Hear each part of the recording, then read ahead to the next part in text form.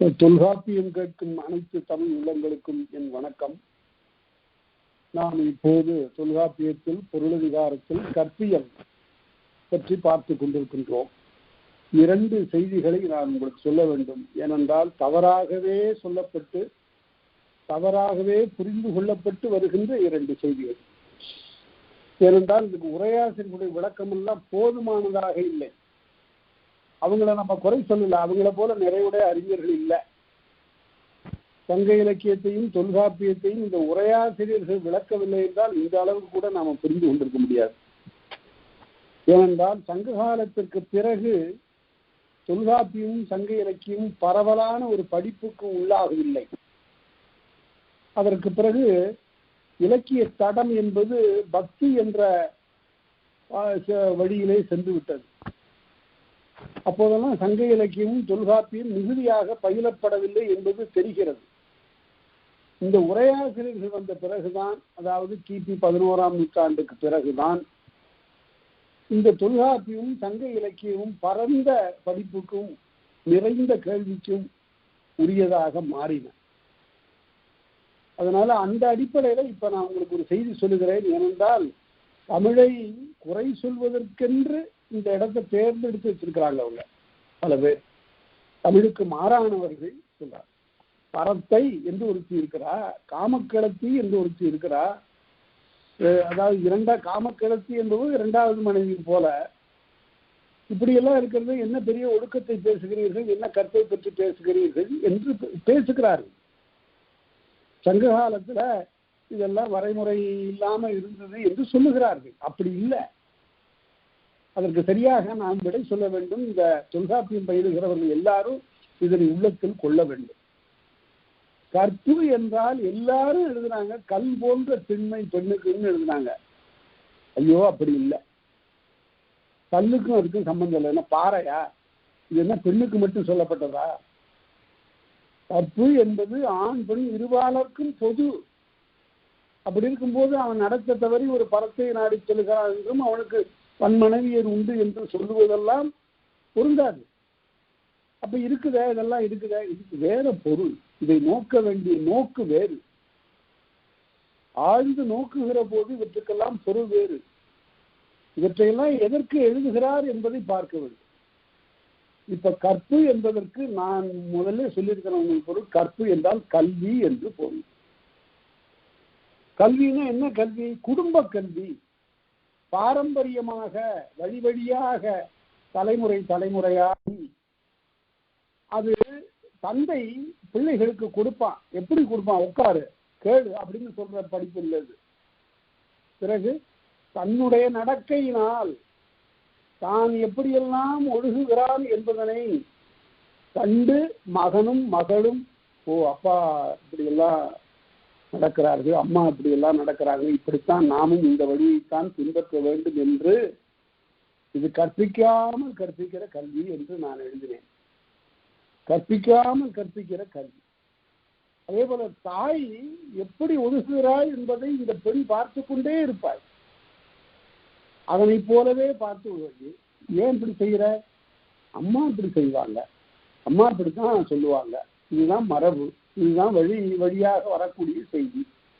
இதுதான் கல்வி. கல்வி என்ற கல் என்பதிலிருந்து வந்தது கற்பு.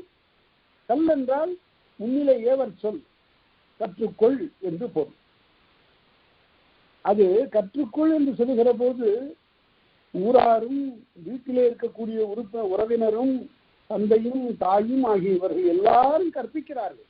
குழந்தைகளுக்கு நடக்கிறதுக்கு மட்டுமா கற்பிக்கிறார்கள்? வாழ்க்கையில் எவ்வாறு ஒழுகுவது என்பதனையும் சொல்லாமல் சொல்லிக் கொடுக்கிறார்கள். அதுக்கு பேர் தான் கற்பு. இனிமேல் கற்பு என்ற சொல்லுக்கு நீங்கள் கேட்டால் கல்வி என்று அழுத்தம் திருத்தமாக சொல்லுங்க. அந்த பொருளை தான் தொல்காப்பியர் கொண்டிருக்கிறார். கற்பியல் என்பதில் இங்க ஆண் பெண் 2 பேருக்கும் இருக்கக்கூடிய ஒழுகலாற்று சொல்லுகிறார். தலைவன் குற்றுன்னு சொன்னார், தலைவி குற்றுன்னு சொன்னார். சரி, இதுல ஒன்று தீர்ந்து போச்சு. இன்னொரு கேள்வி கேட்கிறவங்களுக்கு, பரத்தைன்னு ஒருத்தி இருக்கிறாள, காமக்கிழத்தின்னு ஒருத்தி இருக்கிறாள, என்ன பண்ணும்? அதாவது நாடகத்தில் அது நச்சினார்க்கினியர் தான் எழுதினாரு. எங்காவது ஒரு இடத்துல ஒரு ஆளுக்கு ஒரு தன்னுடைய மனைவி இல்லாத இந்த ஊர்லயே ஒருத்தனுக்கு ஒரு செல்வத்துல நீ மிதந்து இருக்கிறவனுக்கு வேறு ஒரு உறவு அரச புறசலா தெரியாம இருந்திருக்கும். இந்த காலத்திலே இப்படி உண்டு. பெரும் செல்வர்கள் பெருநிலக்கிழார்களுக்கு எங்காவது வேற ஒரு தீயின்பால் ஒரு நாட்டம் இருந்திருக்கும், உறவு இருந்திருக்கும். இதை வைத்துக் கொண்டு நாடகத்தை சுவைபட ஆக்குகிறான் ஆசிரியர். இதை வைத்துக் கொண்டு ஒரு உறவு சிக்கலை உண்டாக்குகிறான். அப்பதான் நாடகம் சுவைபடும். இப்படி ஒருத்தி வாழ்க்கையில உள்ளே புகுந்தால் அப்படிங்கிற நிலையில அந்த தலைவன் தலைவிக்கு இடையில இருக்கிற உறவுகள் சிதைவதனை அழகுற காட்டுகிறார். இந்த திருவள்ளுவர் சொல்லியிருக்கிறாரு, பரத்தையின் காரணமாக ஊடுதல் என்று இல்லை, இல்லை தவறு அவர்க்காயினும் ஊடுதல் வல்லது அவர் அழிக்குமாறு. ஒரு தவறு இல்லைன்னா கூட அந்த தலைவனோடு தலைவி கொஞ்சம் ஊடுவதற்குரிய உரிமை உடையவள். அது அன்பை மிகைப்படுத்துவதற்காக, அன்பை மிகுதிப்படுத்துவதற்காக என்று அறிதல் வேண்டும். இது ஊரங்கு நடந்தது. ஒவ்வொரு வீட்டிலையும் இருக்கிற தலைவருக்கும் ஒரு பரத்தை இருந்தா, 2 பரத்தை இருந்தா, ஒரு 3 காமக்கிழத்து இருந்தா என்றெல்லாம் பேசிக்கொண்டு அலைகிறார். அப்படி சொல்லக்கூடாது. தமிழன் நல்ல ஒழுக்கத்தில் திளைத்தவன். அதை குறித்து பாட்டினால அறிந்து கொள்ளலாம். சால்வும் இயல்பும் வியப்பும் குன்றி மாசரக்கடி வயங்கு புகழ் நிறுத்தல் ஆசரை காட்சி ஐயர்க்கும் அந்நிலை எளிய என்னார் சொன்மருங்கிறார். அதை ஒழுக்கத்துல ஒருத்தர் சிதைந்தான்னா அவனை மறுபடியும் கழுவி குளிப்பாட்டி அந்த நிலையில கொண்டு போய் எல்லாம் வைக்க முடியாது. அவன் கெட்டவன் தாங்க அப்படின்னு சொன்னது தமிழ் அறம். ஆகவே இதனை கொண்டு இந்த பரத்தை என்ற ஒரு பாத்திர படைப்பை கொண்டும் காமக்கிழத்து என்ற ஒரு பாத்திர படைப்பை கொண்டும் தமிழர்களுடைய ஒழுக்கத்தை இழுக்கி பேசுதல் என்பது அறம் இல்லை என்பதை உணர வேண்டும். இப்படியெல்லாம் செய்துட்டாங்க. அதனால எங்கோ ஓரிடத்தில் நடந்ததனை காவிய சுவைக்காக, கவிதை சுவைக்காக எடுத்து அதனை வணைந்து ஆக்குகின்ற அந்த கலையை வாழ்க்கையில எல்லாமே நடப்பதையெல்லாம் இலக்கியம் காட்டாது. நடப்பதில் தேர்ந்ததை இலக்கியம் காட்டும், கற்பனை கொண்டும் விளக்கும். அதனால அப்படிப்பட்ட நிலையில் அதனை உணர வேண்டும். இப்ப நாம இந்த 2 தெளிவுகளோடு நாம் இந்த இடத்திற்கு செல்வோம். காமக்கிழத்தியர் கூற்று. காமம் என்பதற்கு கமம் நிறைவியலும் என்று நாம் படிச்ச உரியல்ல. கமம் என்பது நிறைவு, உள்ளத்தின் நிறைவு. இந்த காமங்கிற சொல்லுக்கு 2 பொருள் உண்டு. அது வேண்டாத விருப்பம் என்ற பொருள்ல காமம், வெகுளி, மயக்கம் ஆகிய 3 தீக்குணங்களோடு பேசப்படும். அது ஒரு பக்கம். இன்னொரு பக்கம் உள்ளமெல்லாம் நிறைந்திருக்கக்கூடிய அந்த நிறைவுக்கும் காமம் என்று பெயர்.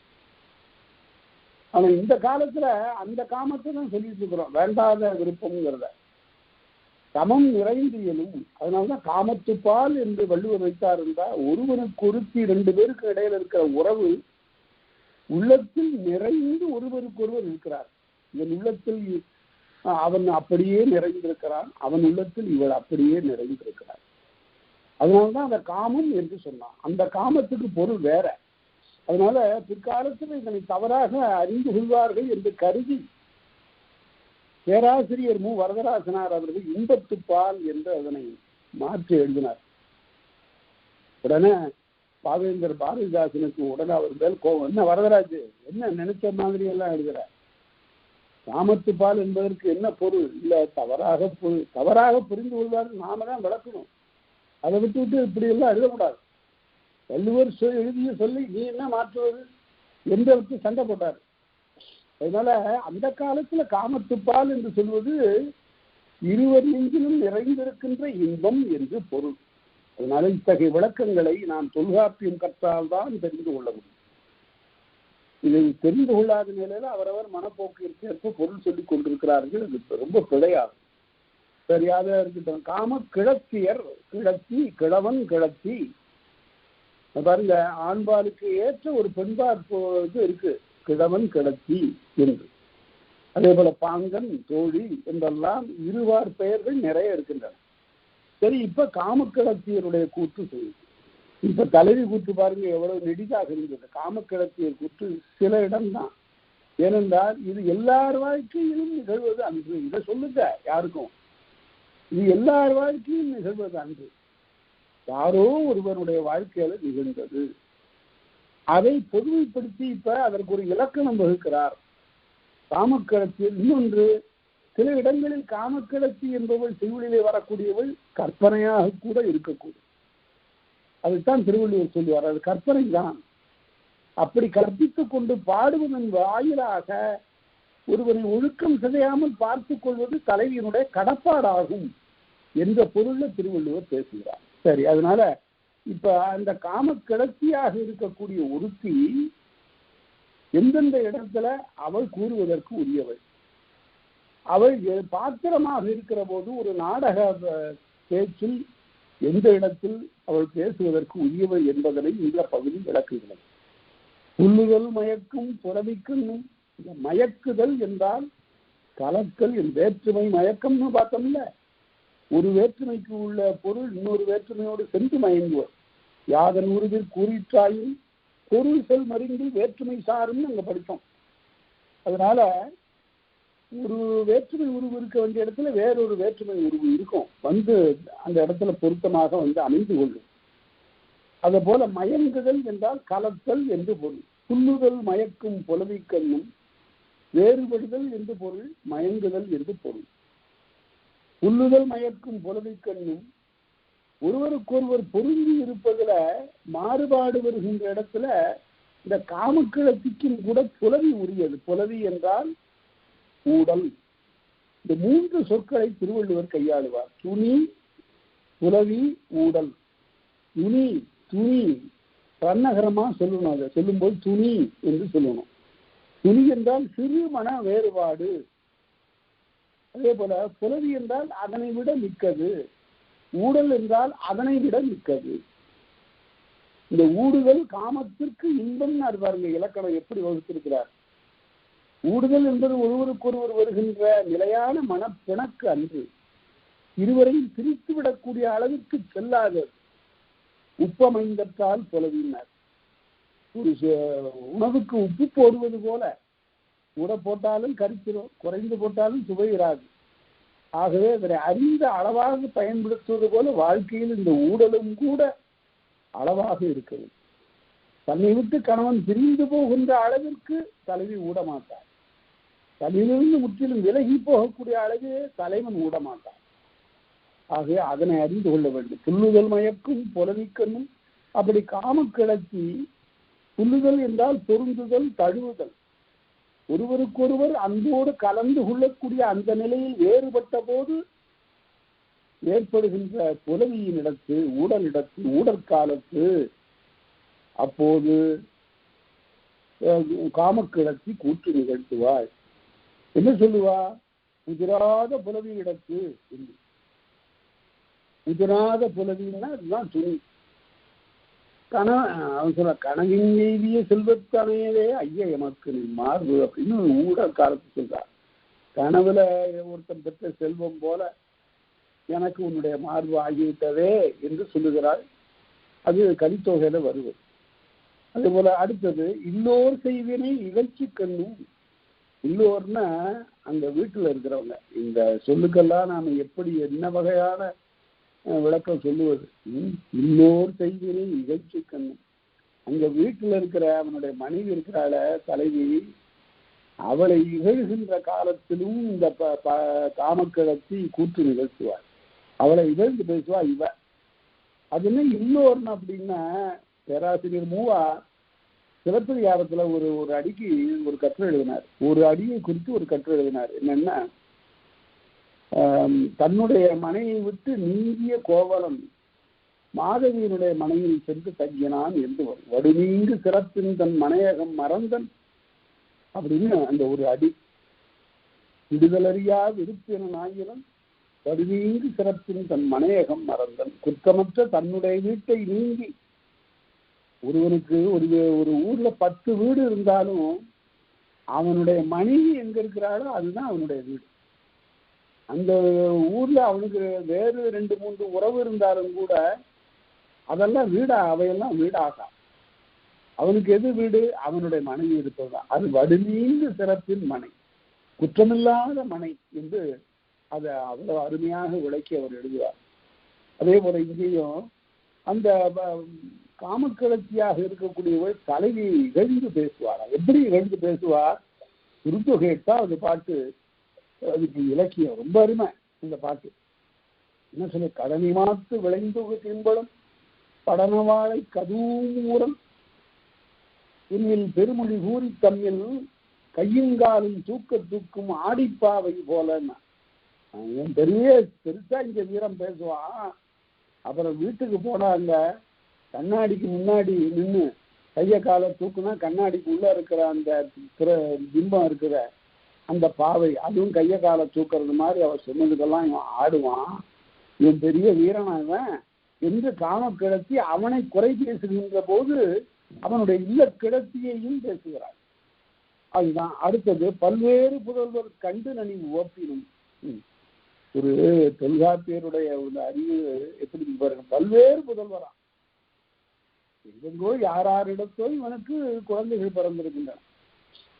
அதான் பல்வேறு புதல்வர்கள் கண்டு நனி ஓப்பினும் பரத்தையின் புதல்வனும் இல்லக்கிடத்தியின் புதல்வனும் ஆக இவர்களை எல்லாம் கண்டு உவக்கின்ற இடத்திலும் பேசுவாள் காமக்கிழவி. அது கலித்தொகையில இருக்கு. கையா காமரு நோக்கினை அத்தத்தா என்னும். அட அத்தத்தான்னு கூப்பிடுறியா, அழகா இருக்குப்பா நீ குழந்தை, என்னுடைய தலைவனுடைய குழந்தை அல்லவா நீ என்றெல்லாம் அவள் பேசுவாள். அடுத்தது மறையின் வந்த. இந்த மறைங்கிற சொல்ல பலர் தவறான பொருளை கையாளுட்டாங்க. மறைவாக சொல்லுவது அது வேதத்துக்கு சுருதின்னு பேரு. காதோட சொல்றது. இன்னார்தான் கேட்பதற்குரியவர் என்று வரையறுத்துட்டான் பாருங்க வேதத்தை. வேதங்கிறது கல்வின்னா அந்த கல்வி எல்லாருக்கும் பொது இல்லையா. அதை கேட்பதற்குரியார் சிலர் தான், சொல்லுவதற்குரியாரும் சிலர் தான். அது கீழ்மட்டம் வரையில வராது. உழவனுக்கும் தொழிலாளிக்கும் வேதம் உரியனா அல்ல. நம்ம திருவள்ளுவர் அப்படி இல்லை. உடையார் முன் இல்லார் போல் ஏற்கற்றும் கற்றார் கடையடே கல்லாதவர். எல்லாரும் கற்கவன். மனிதன் என்று பிறந்தவன் யாரும் கல்விக்குரியவன். அவனுக்கு கல்வி மறுக்கப்படக்கூடாது. அதுதான் அந்த ஒரு குறிக்கோள் தான் ஒரு சமுதாயத்தை வாழ்விக்கும். நம்ம தமிழ்நாட்டில் ஒரு காலத்துல ஒரு செய்தி நடந்தது. 6000 பள்ளிகள் மூடப்பட்டது. ஏன்னா எல்லாரும் எதுக்கு படிக்கிறது? அவரவர்கள் தங்களுடைய தந்தையினுடைய தொழிலை கற்றுக்கொள்ளட்டும், தச்சு தொழில் கற்றுக்கொள்ளட்டும், கொல்லு தொழில் கற்றுக்கொள்ளட்டும் என்று மூதறிஞர் ராஜாஜி அவர்கள் 6000 முதல்வராக இருந்த போது 6000 பள்ளிக்கூடத்தை மூடிட்டார்.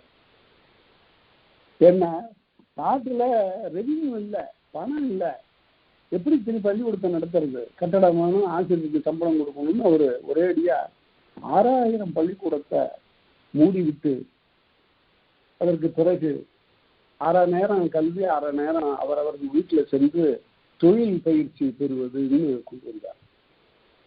அவர் பெரிய அறிஞர், அதுல ஒன்றும் கடையில் அவருடைய அறிவு வியப்பிற்குரியது. ஆனால் இந்த செயல் நம்முடைய சமூகத்தை வாழ்விப்பதில்லை.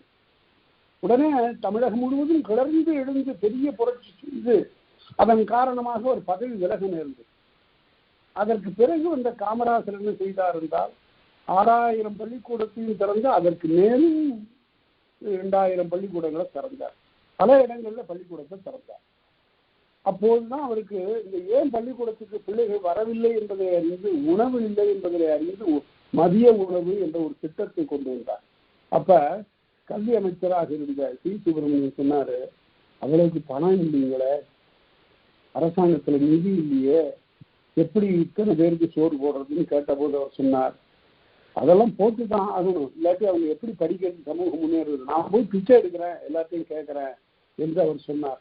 அந்த உணர்வு தான் இன்றைக்கு தமிழ்நாட்டில் ஒரு கல்வி சிறந்த ஒரு மாநிலமாக விளங்குவதற்கு அன்றைக்கு போட்ட அந்த அடித்தளம் தான். எல்லாரும் கல்விக்குரியவர் அப்படின்னு. கல்வி என்பது மறை அல்ல. மறைன்னு அவங்க என்ன சொல்லிட்டாங்க, மறைத்து சொல்லுவது. ஆனால் நம்முடைய தமிழ்ல மறை என்றால் என்ன பொருள் என்றால் ஆழ்ந்த பொருள் உடையது என்று பொருள். திருநாவுக்கரசர் பாடுகிற தேவாரத்துல பாலிற்படு நெய் போல என்று சொல்லுவார். பால்ல உள்ள இருக்கிற நெய் போல ஒரு மந்திரத்திலும் உள்ளார ஒரு பொருள் இருக்கும். அந்த பொருளை உணர்ந்து கொள்ள, அதுதான் மறையினார். இன்னொன்னு நான் மறைன்னு வருத, அது என்னங்க அதுக்கு எஜுர் சாமும் அதர்வனம்னு தானே எல்லா உரையாசிரியர்களும் எழுதியிருக்கிறாங்க. உரையாசிரியர் காலத்துக்கு முன் தோன்றிய மாணிக்க வாசகர் என்ன சொல்லுகிறார் என்றால், அருந்தவர்க்கு ஆதிங்கு அறமுதலா நான்கினையும் அறமுதல் நான்காகிய மறைகளை இறைவன் ஓதினான். தவம் நிறைந்த பெரியவர்களுக்கு அறம், பொருள், இன்பம், வீடு என்ற நான் மறையினையும் ஓதினான் என்று மாணிக்கவாசகர் சொல்கிறார். அதனால நான்மறை என்பதனால்தான் பாவேந்தர் பாரதிதாசன் எழுதினார், நான்மறை என்பது நாற்பொருளே எழுதினார். அறம், பொருள், இன்பம், வீடு ஆகிய நாற்பொருள்தான் மறை என்று கூறினார். மறை என்பதற்கு பாலிற்படு நெய் போல உள்ளே அடங்கி இருப்பது. ஒரு பெரியவர்கள் அது மறிச்சுரைப்பது, மறிச்சுரைப்பது இல்லை, உள்ளே அது மறைந்து நிற்பது, கண்ணுக்கு புலப்படாமல் இருப்பது. ஆனால் அதற்கு பிறகு அறிவுக்கு புலப்படுமாறு அவரை ஆசான்மார் விளக்கி சொல்லுவார், குருமார் விளக்கி சொல்லுவார். அதுதான் மறை. இந்த இடத்துல மறைங்கிறது மறைவாக செய்வது களவு என்று பொருள். அதனால ஒரு சொல்லுக்கு அந்த எந்த இடத்துல என்ன பொருள் என்பதை தொடர் கொண்டு நாம் உணர வேண்டும். மறையின் வந்த மனையோள், அது யார்? களவு காலத்திலிருந்து வந்தவன் இந்த தலைவி. மறையின் வந்த மனையோள் செய்வினை பொறையின்று பெருகிய பருவரக்கண்ணும். தலைவி செய்யக்கூடிய செயலையெல்லாம் பார்த்து இந்த காமக்கிழத்திக்கு ஒரு துன்பம் வருகிறது. பருவரல் என்றால் துன்பம் என்று பொருள். அந்த துன்பத்தினாலும் கனவின் களவு காலத்திலிருந்து உரிமையோடு வரக்கூடிய மனைவி அவள். அவள் கற்பு கடம்புண்டவளாக விளங்குகிறாள். அவளை குறித்து அவள் செய்யக்கூடிய செயல்களை எல்லாம் பார்த்து இவளுக்கு ஒரு துன்பம் ஏற்படுகிறது. அந்த நிலையிலும் அவள் கூற்று நிகழ்த்துவாள். அது யானரூரன் காணுதலாயும் பறையாமையோ அறிதே. மிக அருமையாக அந்த நற்றினையில சொல்லுவோம். அவளை அவள் முழு உரிமை உடையவள். அவளை இவன் மனம் செய்து கொண்டிருக்கிறான். அத்தகைய உரிமை எனக்கு உண்டு என்றாலும் கூட அது யாராலும் பொருட்படுத்தப்படவில்லை என்று பேசுகிறார். அடுத்த காதற் சோர்வில் கடப்பாட்டு ஆண்மை தாய் போல் கடறி தழிய மனைவியை காய்கின்ற அவன் வயிறு பொருத்த கண்ணும். இது ஒரு அருமையான ஒரு கூற்று. என்னவென்றால், என்னதான் இருந்தாலும் இந்த காமக்கிழத்தை உணர்வாள். நமக்கு அவ்வளவு உரிமை இல்லை. மணந்து கொண்டவள் ஒருத்தி இருக்கிறாள். அவளோடு இவன் போய் சேர்ந்து வாழ வேண்டும் என்பதுதான் சரியான அறமாகும் என்று கருதி தாய் போல் கடறி, தாயை போல சொல்லி மனைவியை காய்கின்ற அவள்வார் பொருத்தற்கண்ணும். மனைவியை போய் இன்னி சென்று சேர்ந்து வாழ்வாயாக என்று சொல்லுவதும் அவ்வாறும் கூற்று நிகழும். அடுத்து இன்னகை புதல்வனை தழி இழையணிந்து இன்னை வந்த வாயிற்கண்ணும். அந்த இடத்துல வாயிலாக வரக்கூடிய வாயில் யாராரும் சிலர் சொல்ல போறாரு. கோழி வாயிலாக வரலாம், பாங்கன் வரலாம், பாணன் வரலாம், இப்படி பலரும் வாயிலாக சொல்லுகிற போது வாயிலாக வரக்கூடியவர்கள் என்ன பண்ணுகிறார்கள்? தலைவியினுடைய மகனை அழைத்து கொண்டு இந்த காமக்கிழத்தியிடம் வரும்போது, காமக்கிழத்தி அந்த பிள்ளைக்கு என்னுடைய தலைவனுடைய மகன் அல்லவா என்று சொல்லி தன் கழுத்தில் இருக்கிற நகையெல்லாம் எடுத்து அவன் கழுத்துல போட்டு அழகு பார்க்கிறார். அவ்வாறு மகனை வாயிலாக கொண்டு வரக்கூடியவர்களுக்கு நிகழக்கூடிய கூற்று. அடுத்து மனையோள் ஒத்தல், தான் மனைவிக்கு நிகர், தலைவனுடைய மனைவிக்கு நிகர்.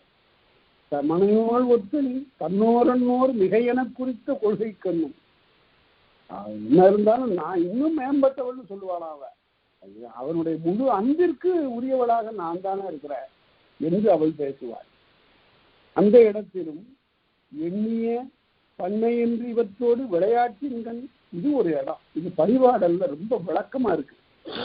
அதாவது இந்த தலைவி அவனோடு சென்று நாணமின்றி பொது இடங்களிலே பழக மாட்டாள். ஆற்றிலையும் குளத்திலையும் அந்த தலைவனோடு சேர்ந்து நீந்தி விளையாடி அவனோடு கட்டி தழுவி அப்படியெல்லாம் இருக்கிறது தலைவிக்கு உரிய பண்பு இல்லை. ஆனால் இந்த காமக்கிழத்தி அப்படி இருப்பாள். இவளுக்கென்று அமைந்த ஒரு நாணம் குறைவு. அந்த நிலையில் எண்ணிய பண்ணை என்று இவற்றோடு விளையாட்டின்கள், பல சோலைகளுக்கும் ஆறுகளுக்கும் குளங்களுக்கும் ஏரிகளுக்கும் சென்று நீராடுகின்ற காலத்தில் ஏற்படுகின்ற விளையாட்டின் போதும் அந்த காமக்கிழத்தி கூத்து நிகழ்த்துவாள். அடுத்து இவையெல்லாம் காமக்கிழத்திக்கு இவ்வளவுதான் காமக்கிழத்திக்கு இருக்கு. இதெல்லாம் நாடகத்தை சுவைபட ஆக்குவதற்காக அமைந்தன என்பதனை உணர வேண்டும். அடுத்து வாயில்கள் கூற்று. வாயில்கள் யாராருங்கிறது சொல்ல போறாரு.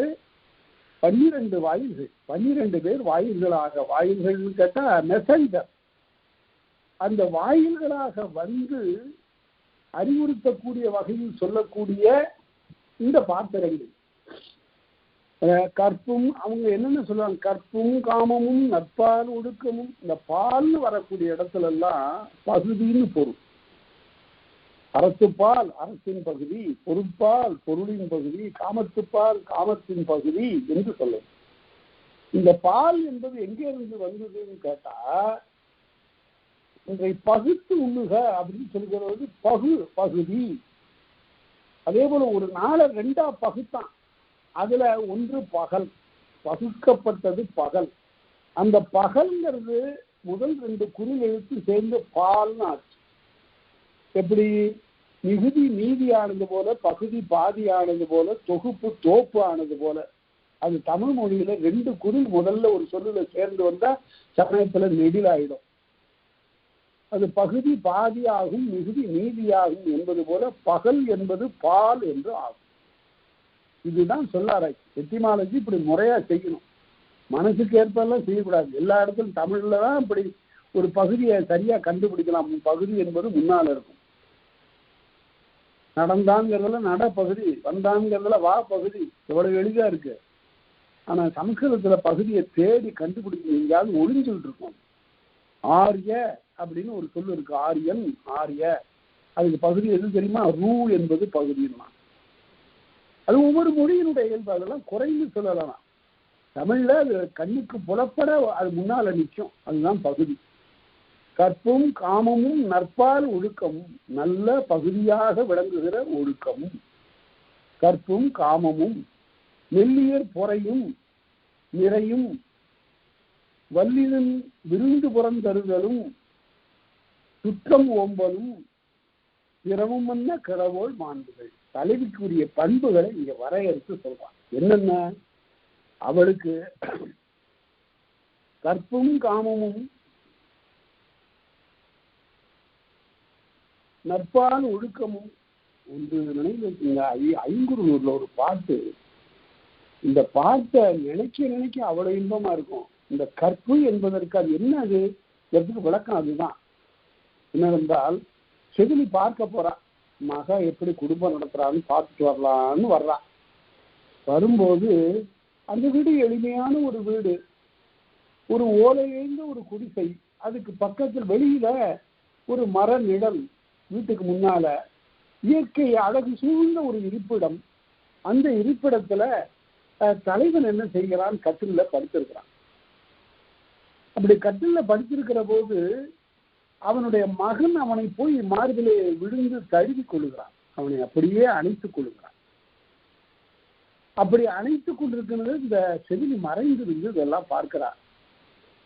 அந்த தலைவனுடைய மனைவி இருக்கிறாள், செவிலியினுடைய மகள். இவ தலைவன் மகனை தழுவ இந்த தலைவி இருவரையும் தழுவி கிடக்கிறாள். இதை பார்த்துட்டு சொல்றா அந்த செவிலி, இந்த உலகத்தையும் அந்த வான உலகத்தையும் சேர்த்து கொடுத்தா கூட இதுக்கு ஈடாகாத என்ன அருமையான ஒரு இல்லறம் என்று சொல்லி அவள் மகிழ்ச்சி அடைந்து பேசுகிறாள். இந்த பாட்டு 401 ஐங்குறுநூற்றுல இருக்கு. அருமையான ஒரு பாட்டு. அது எப்படி இருக்கிறது என்றால், யாழின் நரம்புகள் போல ஒன்றுக்கொன்று யாழின் நரம்பு சேர்ந்து இருக்கு. ஒவ்வொன்றையும் மீட்ட ஒவ்வொரு இசை இல்லை, எல்லாவற்றையும் சேர்ந்து மீட்டுகிற போதுதான் ஒரு தொடர்ந்த இசை கிடைக்கும். அதுபோல இனிதுமன்ற இவர் கிடக்கை அப்படின்னு பேசுறான் இந்த புலவன். இவர்கள் படித்திருப்பது பார்ப்பதற்கு இவ்வளவு அழகாக இருக்கிறது. 3 பேர் ஒரு கட்டில். இந்த ஒரு காட்சியை வைத்துக் கொண்டு ஒரு வீடு ஒரு மனிதன் ஒரு உலகம் என்ற நாவல்ல ஜெயகாந்தன் இதை அப்படியே சித்திரம் செய்திருக்கிறார். அவர் ஒரு சமூக நாவலாக அதை ஆக்கி இருக்கிறார். அது ரொம்ப அதனுடைய பரிணாமத்தை இன்னும் விரிவாக, அதனுடைய படிமுறை வளர்ச்சி இன்னும் விரிவாக ஆக்கியிருப்பது மிக மிக சுவையானது. அது ஒரு படைப்பிலை. அதனால இதெல்லாம் தலைவியினுடைய பண்புகள். அடுத்து,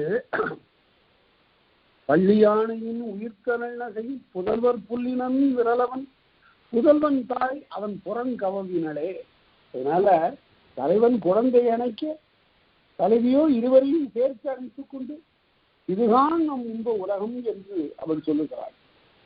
அடுத்து, செவிலி கருவினும் எதிர்வினும் நிகழ்வினும் வழிகொட நல்லவை உரைத்தலும் அல்லவை கடிதலும் செவிலிக்குரிய. நல்லது சொல்றது, அதை கடிந்து சொல்லுதல், இதெல்லாம் ஒரு தலைவனிடத்தும் சரி தலைவனிடத்தும் சரி செவிலி பேசுவார். நல்லவற்றை போற்றி பேச வேண்டும். அதே சமயத்துல சான்றோர் சொல்லலாம் நீங்கள் கேளுங்கள், அந்த அற நெறி பிழையாது நீங்கள் ஒழுக வேண்டும். தற்காத்து தற்கொண்டான்கள் தகை சார்ந்த சொற்காத்து சோர்விலால் பெண் என்று சொல்லுவது தலைவிக்குள்ள அறிவுரை.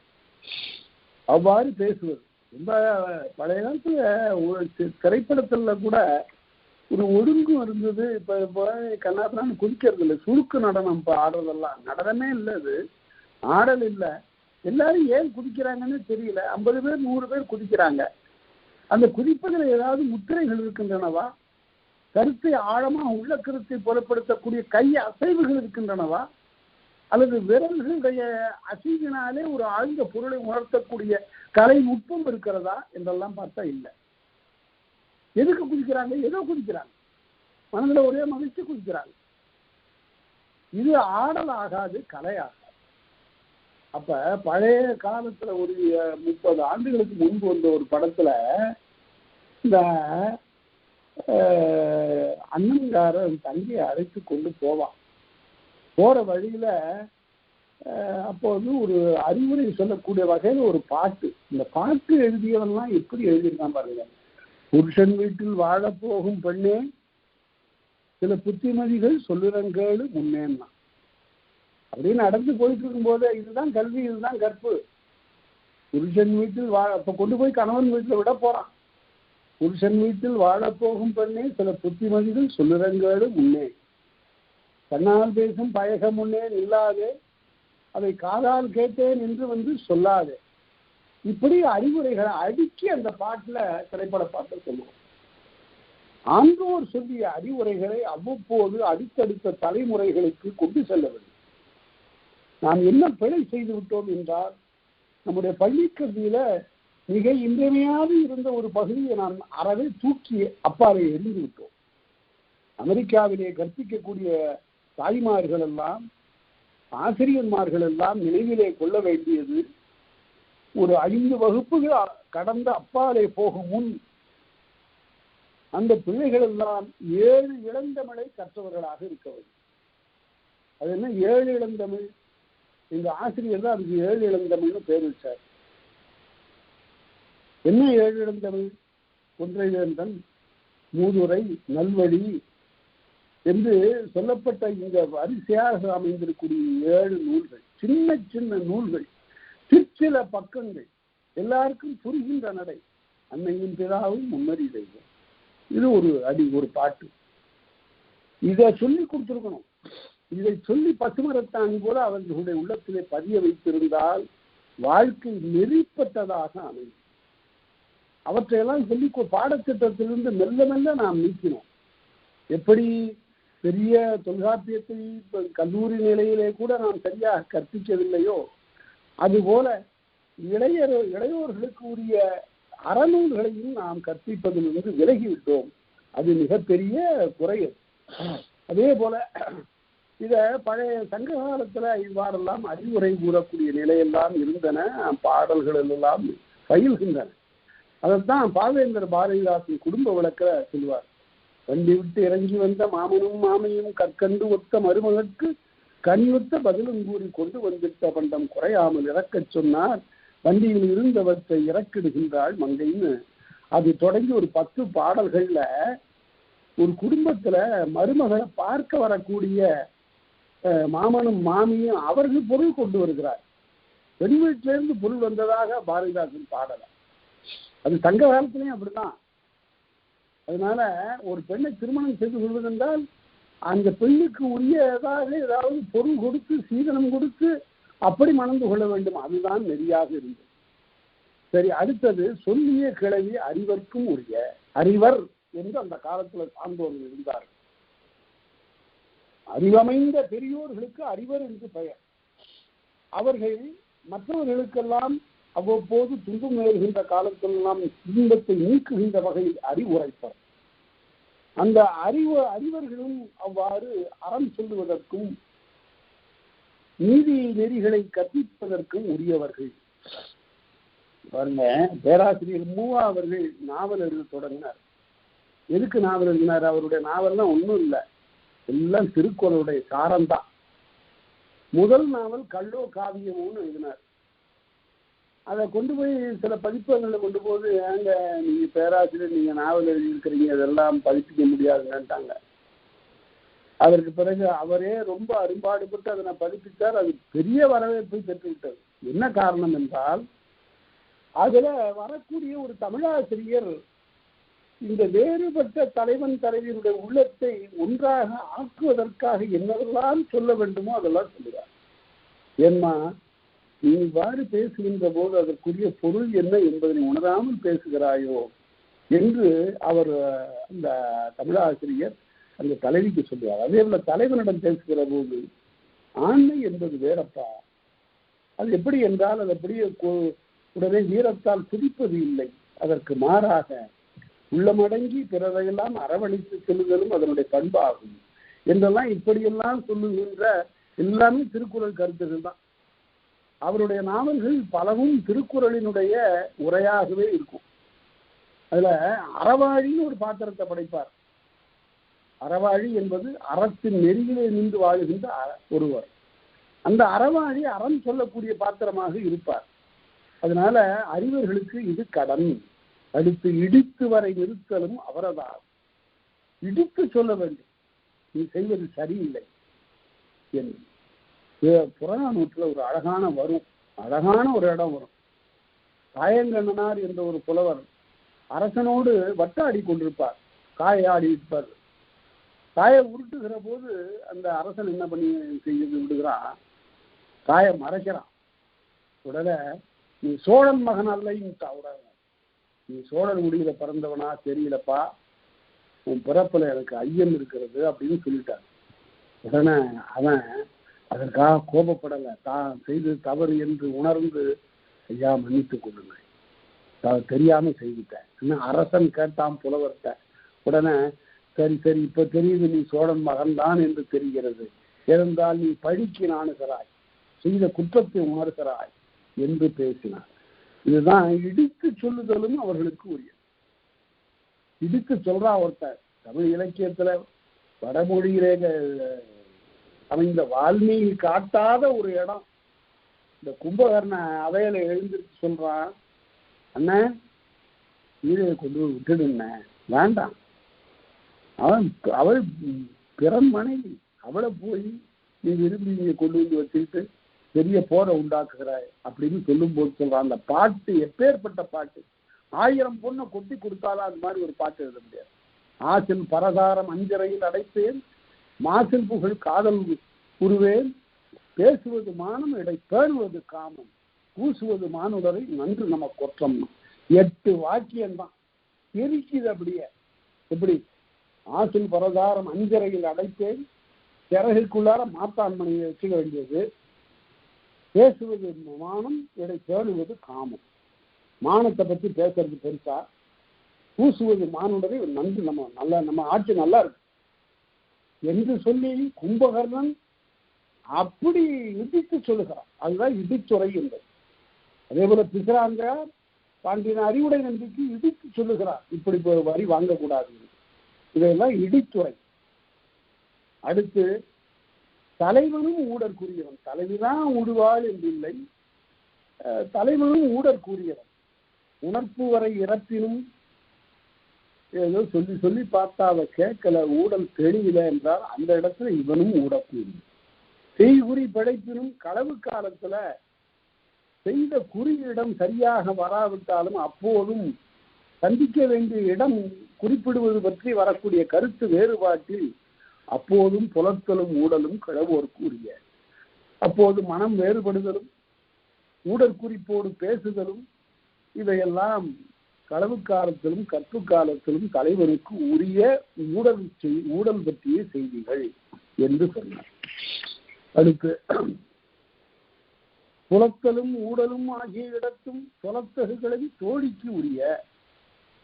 புலவி ஊடல் என்பன. புலவி சிறு வேறுபாடு, ஊடல் கொஞ்சம் மிகுதி. புலத்தலும் ஊடலும் ஆகிய இடத்தும் புலத்தகுகளை தோழிக்கு உரிய. தோழி அப்போது கூற்று நிகழ்த்துவாள். அடுத்த தோழி கடுமையாக கூட சொல்லுவார். எப்படி அறிவர் இடித்து சொல்லுவார்களோ அதுபோல தோழியும் கடுமையாக சொல்லுவதற்குரிய உரிமை உடையவர். என்ன சொல்லுகிறார்? யாரிடம் கடுமையாக பேசுவார்? தலைவியிடம் பேசுகிறார். பரத்தை மறுத்தல் வேண்டியும் கிடத்தி மடத்தகை கிழமை உடமையானும் அன்பிலை கொடியை என்றலும் உரிய. அதாவது தலைவனையும் அவள் கடிந்து பேசுவாள், தலைவியும் அவள் கடிந்து பேசுவாள். பரத்தவை கொண்டிருக்கக்கூடிய தலைவனிடத்து அவள் கடுமொழி சொல்லுவதற்குரியவள். அதே போல தலைவிக்கு ஒரு ஆழ்ந்த அறிவில்லாத ஒரு நிலையில் செயல்படுகின்ற போதும் அவள் கடிந்து கூறுவாள். அன்பிலை கொடியை என்னது, உனக்கு அன்பே இல்லை அவன்பால் என்று பேசுவாள். அடுத்தது தலைவியை வேற்றுமைப்படுத்தி கூறுதல். அவன் குறிப்பு அறிதல் வேண்டியும் ஒரு தலைவனை பார்த்து பேசுவது வேறு. என்ன இருந்தாலும் நீ வேற ஆளு, இப்படி எல்லாம் ஊர்ல இருக்கிற தலைவர்கள்லாம் இப்படிதான் நடந்து கொள்கிறார்களா? அவரவர் உடனே வரைவு கொண்டு அதாவது திருமணம் செய்து கொண்டு வாழ்கிறார்கள் இல்லையா? நீ மட்டும் இப்படி களவு என்று வருகிறாயே என்று கூறி அவன் குறிப்பு அறிதல் வேண்டியும் கிழவி அகன்மலி ஊடல் அகர்ச்சி கண்ணும். அதாவது ஊடல் மிகுதியாக போன காலத்தில் ஒருவரை ஒருவர் அகன்று நிற்கின்ற காலத்திலும் வேற்றுமை கிழவி தோற்றவும் பெருமை. வேறு ஒருவரோடு ஒப்பிட்டு பேசுகின்ற வேற்றுமை கிழவி தோன்றும் என்று சொல்கிறார். யாரையோ எம்மில் புகுவாயுமா கருத்தோகல. யார் நீ எங்க வீட்டுக்குள்ளார வர்ற? யார? தலைவனை தோழி கேட்கிறான். யார் நீ? இதுவரையில வராத ஆளு, இப்போ புதுசா இருக்கு. இது மாதிரியான பேச்சு இப்போதும் கூட நண்பர்களுக்குள்ளார நீங்கள் என்ன ஐயா இங்கே பார்த்தாப்புல இருக்கு அப்படிமா. பல நாள் பழகிய நிலையில, அதாவது சில நாள் வராமல் விட்டுட்டானா. அப்ப நண்பன் ஒருத்தன் சொல்லுவான், என்னய்யா யாரியா நீங்க, எந்த ஊரு அப்படின்னு கேட்பான். அதுபோல இவ்வாறெல்லாம் பேசுவது தோழிக்கு உரியது. காமக்கடத்தினுள் பணிந்த கிழவி காணுங்காலை கிழவோர் குறித்தே. தாமும் அளவுக்கு மீறி செல்லுகின்ற காலத்து, உள்ளத்தின் விருப்பம் அளவுக்கு மீறி செல்லுகின்ற காலத்து தலைவியை பணிவது என்பது, தலைவியை பணிந்த சொல்லால் அவளிடம் அன்பு கொண்டாடுவது என்பது தலைவனுக்கு உரியது. வழிபடு கடமை அவற்கு இயலாம. அவள் வழிபாடு செய்வாள், அவன் பணிந்து பேசுவான். அந்நிலையிலும் தலைவி, அந்த நிலையிலும் கூட தலைவி அவனை வழிபடுவதற்கு தயங்க மாட்டாள். அவன் ரொம்ப பணிந்து சொல்லுகிற போது அத சிவபிரகாசர் என்ற புலவர் சொல்லுவார், உமையம்மை இறைவனோடு சிவனோடு ஊடினாள். அதாவது கடவுளரிடத்தும் ஊடலிருப்பதாக பேசுகிறான் கற்பனையான புலவன். உமையம்மை ஊடுகிறாள். என்ன சொல்லி சிவபெருமான் என்ன சொல்லியும் கூட அந்த ஊடல் தீரல.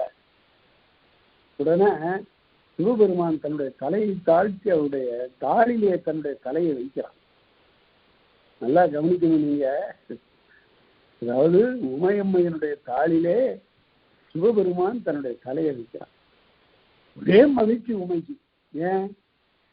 தன்னுடைய கணவன் தன்னை தாளிலே விழுந்து வணங்குகிறானே என்று. அதனால இல்லை, அந்த தலையில ஒருத்தி இருக்கிறார் கங்கை, அவளும் இப்ப வணங்குகிறாள். தக்களத்தில் தலையில இருந்து கொண்டு பெரிய உரிமை பாராட்டி இவள் இப்போது என் காலிலே விழுந்து வணங்குகிறாள் என்று உமை மகிழ்ந்தாள் என்று எழுதுவார் சிவபிரகாசர். இதெல்லாம் அருமையான கற்பனை. அந்நிலையிலும் தலைவி வழிபடுவாள். அடுத்து அருள் முன்திருத்த அன்புபதி கிழவி பொருள்பட முடிகள் கிடவோர்க்கு முடித்து. அருள் முன்னிருக்க அன்பு புதி கிளவி. இந்த இன்னொரு செய்தியும் இந்த இடத்துல நான் உங்களுக்கு சொல்லுகிறேன். பாடம் படிக்கின்ற எல்லாரும் உணர்ந்து கொள்ள வேண்டும் என்பதற்காக எனக்கு முன்னாலே 2 ஆசிரியர்கள் இதனை பற்றி நன்றாக சொல்லி இருக்கிறார்கள். இந்த பெருமக்களை எல்லாம் வணங்கி நாம் பேச வேண்டும். திருக்குறள்ல இல்லறவியல் இருக்கு. உங்களை யாரும் கேட்பாங்க, இந்த வினா கண்டிப்பா கேட்பாங்க, நீங்க சரியா விடை சொல்லணும். திருக்குறள்ல இல்லறவியல் இருக்கு. அடுத்து இல்லறவியலுக்கு அடுத்து என்ன இருக்கு? துறவரவியல் இருக்கு. உடனே நம்ம ஊர்ல இருக்கிறவங்க எல்லாரும் திருக்குறளை மேம்போக்கா படித்தவங்க அல்லது கேள்விப்பட்டவங்க அல்லது அங்கங்க கருத்தரங்கத்தில் அங்கங்க ஏதாவது செய்திகளை கேட்டவங்க, இவங்க எல்லாம் பட்டிமன்றம் நடத்தினாங்க. பட்டிமன்றம்ங்கிறது ஒரு காலத்துல மணிமேகலை பட்டிமண்டமும் பாங்கறிந்து ஏறும். இப்ப கேட்கிற எதிர இருக்கிறவங்க சிரிக்கிறதுக்கும் எதிர இருக்கிறவங்க அப்படியே ஒரு மகிழ்ச்சியினால துள்ளுவதற்குமாக அமைந்த ஒரு மலிவான பேச்சா போச்சு. ஆழ்ந்த கருத்துக்களை திறனாய்வதற்கு உரிய களமாக அது திகழது. மிக உயர்ந்த கருத்துகள் ஒரு காலத்துல பட்டிமன்றத்துல பேசப்பட்டன. நான் ஒரு கதையில எழுதினேன், இந்த தொடர் நீங்கள் நினைத்து பார்க்க வேண்டும். ஒரு பட்டிமன்றத்தினுடைய தலைவர் சொல்றார், கற்பில் சிறந்தவர் கண்ணகியா மாதவியான்னு பட்டிமன்றம். ஏங்க, கற்பில் சிறந்தவங்கிறதே கிடையாது. ஏன்னு கேட்டா, இவரோட கற்புக்கு 80 மார்க் கொடுக்கலாம், இவருடைய கற்புக்கு 40 மார்க் கொடுக்கலாம்னு எல்லாமா அப்படி சொல்ல முடியும்? ஒன்று கற்பு உடையவள், இன்னொன்று கற்பு இல்லாதவள், 2 நிலை தானே. இதை போய் தவறான ஒரு தலைப்பை தேர்ந்தெடுத்து கொண்டு வரிந்து கட்டி கொண்டு 3 மணி நேரம் பேசுவது. 3 மணி நேரத்துல சிலப்பதிகாரமே வராது. அதை தவிர ஊர்ல இருக்கிற எல்லா கதையும் வரும். இவ்வாறு பேசுகிற போது அதுல ஒரு இடத்துல பார்ப்போம், புனல் நாடு என்பது சோழ நாடே பாண்டி நாடேன்னு ஒரு தலைப்பு இருப்பதாக பேசினால் வைத்துக் கொள்வோம். பல்வேறு சான்றுகளை ஆதாரங்களை எல்லாம் திரட்டி 2 பக்கம் பேசிய பிறகு தலைவர் சொல்லுவார், இங்கே காட்டப்பட்ட சான்றுகளின் அடிப்படையில் நான் இப்போது தீர்ப்பு சொல்லுகிறேன். நானும் ஆராய்ந்து பார்த்திருக்கிறேன். சோழ நாடுதான் புனல் நாடு. பாண்டி நாட்டில் அந்த மழை பெய்வது நேராக சென்று கடலிடையே கலந்து விடுகிறது.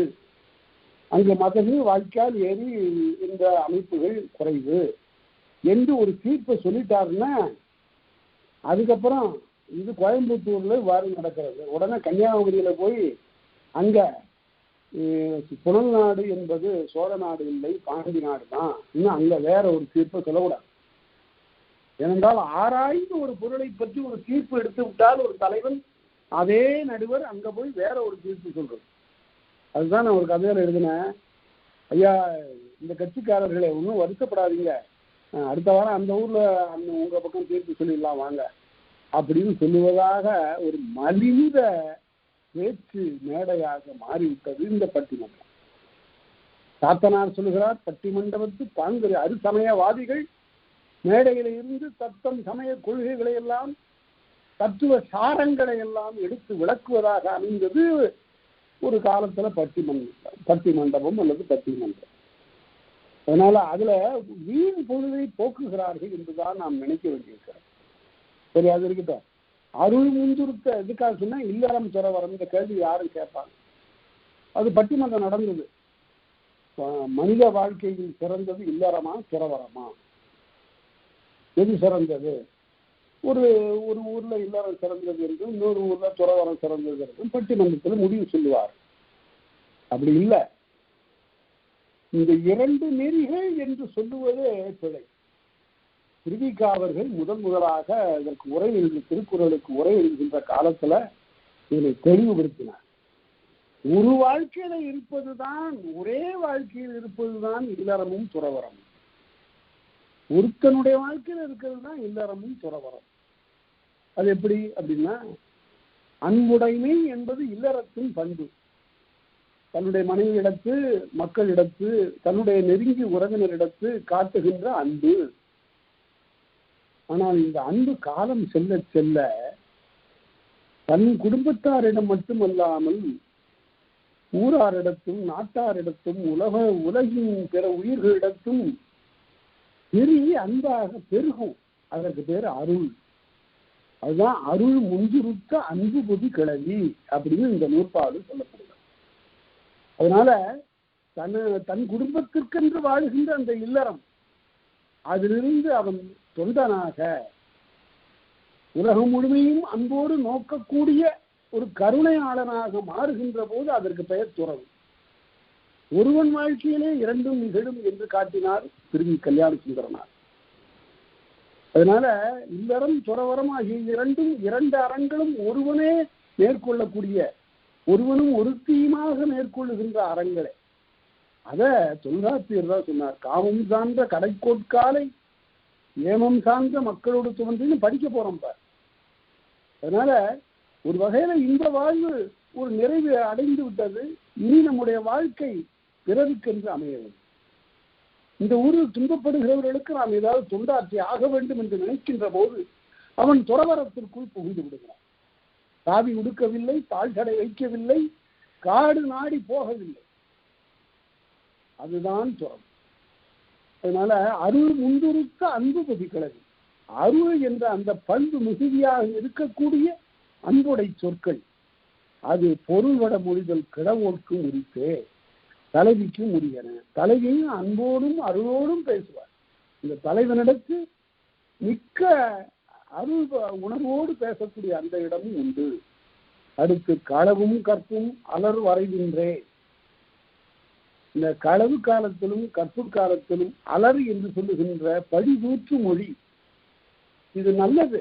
இந்த அலர் என்பது நல்லது. மூக்கின் உச்சி சுட்டு விரல் சேர்த்து ஊரார் பேசுகின்ற அந்த வம்பு பேச்சு என்ன. இந்த இரவு 11 மணிக்கு ஒரு சத்தம் கேட்டது. யாரோ தெரியல, ஒரு பையன் வந்தான். நம்ம 3வது வீட்டு பொண்ணு அப்படியே மெல்ல அவனோட பேசிட்டு இருந்தது மாதிரி இருந்தது. நமக்கு என்னத்துக்கு ரொம்ப அதை பற்றியெல்லாம் நாம ஏன் பேசுவாங்க என்று இப்படி ஒருவருக்கொருவர் பேசுகின்ற பேச்சு அந்த பெற்றோர்களை லேசா எட்டிடும். அலர் அப்படியே அம்பலாக இருந்து அலராக மாறி கடைசியில ஊரெங்கும் கொஞ்சம் பரவுகின்ற காலத்துல உடனே இனி தடுக்கப்பட வேண்டும் என்ற கருத்தோடு பெற்றோர்கள் முயன்று வரைவுக்கு ஏற்பாடு செய்தார். அதனால அலர் வரைகின்றி. அலர் என்பது வரையறைப்பட்டதில்லை. அலரில் தோன்றும் காமத்து சிறப்பு. அந்த அலரில் காமத்தினுடைய சிறப்பு தோன்றும். இருவருக்கிடையில் முகிழ்த்த அன்பானது பலராலும் பேசப்படக்கூடிய நிலை வந்துவிடுகிறது. அது என்ன, களவு காலத்திலையும் அவ்வாறு அச்ச உணர்வினாலே இடையீடு காரணமாக இந்த அலர் தோன்றிவிடும். கற்பு காலத்திலே பறக்கவை காரணமாக அலர் தோன்றும். கற்பு காலத்துல என்ன அலர், என்ன இருக்கு, வேற ஒரு உறவு இருக்கும் போல இருக்க இந்த பையனுக்கு என்று அப்படி பேசுவது, அது கற்பு காலத்து அலர். அடுத்து கிழவோன் விளையாட்டு ஆங்கும் மற்றே. இந்த தலைவன் கற்பு காலத்தில் 6 குளமெல்லாம் சென்று ஆடுவான். யாரோட? பரத்தையரோட ஆடுவான். அப்படிப்பட்ட ஆடலுக்கு அவன் உரியவன்.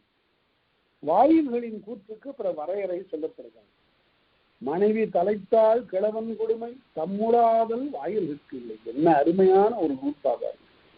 கணவன் மனைவி 2 பேருக்கு இடையில இருக்கக்கூடிய பிணக்கு அல்லது ஊடல், அதே சமயத்துல தலைவன் செய்யக்கூடிய கொடுமை ஆகியவையெல்லாம் வாயில்களிடத்து சொல்லுவது இல்லை. அவங்க 2 பேருக்குள்ளார உள்ளது. தலைவனுக்கும் தலைவிக்கும் இடையிலே இருக்கக்கூடிய சிற்சில வேறுபாடுகளை, கருத்து வேறுபாடுகளை, மன வேறுபாடுகளை பிறர்க்கு சொல்லுதல் என்பது இல்லை. அது அருமையாக ஒரு தமிழ் படத்துல காட்டியிருப்பாங்க. தெய்வ பிறவின்னு ஒரு படத்துல இந்த தங்கவேலுன்னு ஒரு நடிகர் ரொம்ப அருமையாக அது சித்திரம் செய்திருப்பார். அப்படி ஒருவருக்கொருவர் கணவன் மனைவி சண்டையிட்டுக் கொள்வார்கள்.